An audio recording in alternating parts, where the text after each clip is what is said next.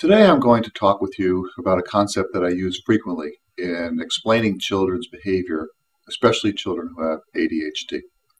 It's a concept that I call the attentional threshold. It's something that we all have, that when something is presented to us that's above our attentional threshold, we'll find that interesting. If it's below our attentional threshold, we'll find that boring. Now, if the average child, let's say, has an attentional threshold set here, children with ADHD have an attentional threshold that's set here. In other words, much higher. So things have to be much more stimulating and interesting for them to pay attention. In other words, over their attentional threshold. Unfortunately, many school environments are below their attentional threshold. So when this happens, children typically have one of three ways to adapt. First, if something is presented to them that's below their attentional threshold, they just won't pay attention to it. We call these children distractible, inattentive. But it's simply that they're not attending to what we would want them to pay attention to because it's boring to them. And so they're thinking about something else. They're daydreaming. Their minds are elsewhere. The second way that children who have ADHD adapt when they're in an environment like a typical classroom that's below their attentional threshold is that they fidget and they squirm, they get out of their seat, they move around, they talk to their neighbor, all in an effort to artificially stimulate themselves, to bring themselves up over that attentional threshold so that they can pay better attention. We call these children hyperactive. Now, the last and perhaps most, let's say, problematic way that children adapt to an environment that's boring to them when they have ADHD is to misbehave in an effort to bring the entire classroom up to their attentional threshold, where they're feeling much more involved, oftentimes the center of attention. That attention may be negative attention, but it's attention nevertheless, which is a better experience than feeling like they are checked out. And of course, when children behave in this way, what do? We punish them.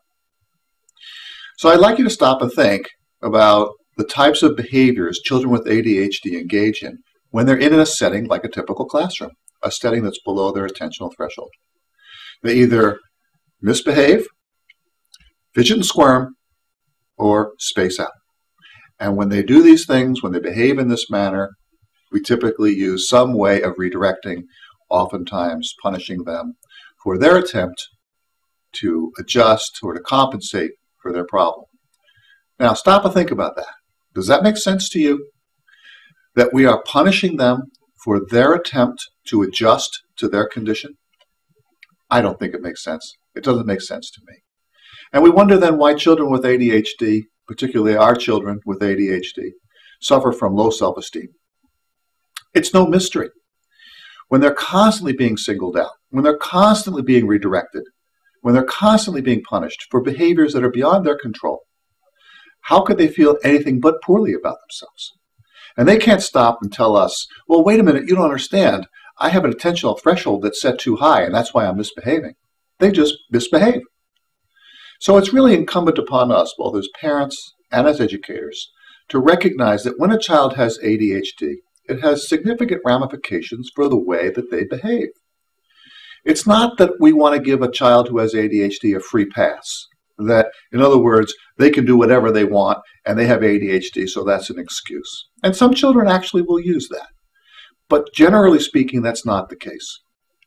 What we want to do then when we have a child or we're dealing with a child who has ADHD is to first ask ourselves the question, is this behavior under their control or not under their control? If it's not under their control, then they're going to need our help because typically it's because they've got ADHD.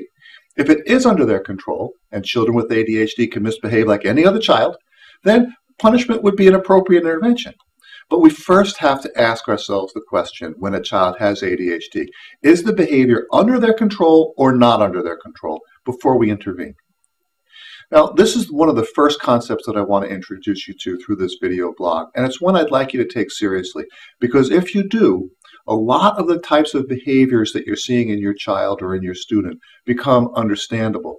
And as a result, your interventions with them will become more successful and you'll get better results as you work with such a child.